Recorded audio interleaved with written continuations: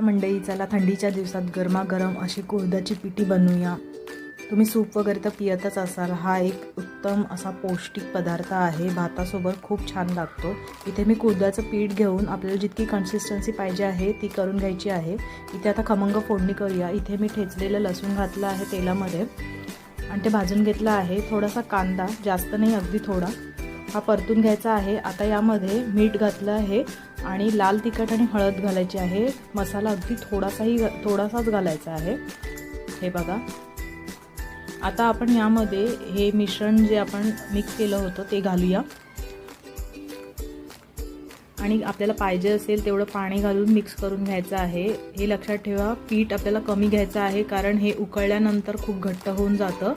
त्यामुळे खूप जास्त पीठ घेऊ नका, थोडं पीठ घेऊन त्याच्यामध्ये मिक्स करा। पाण्याची कन्सिस्टन्सी जास्त असली पाहिजे, उकळल्यानंतर हे घट्ट होतं। मग मी इथे 2 आमसुलं घातली आहे।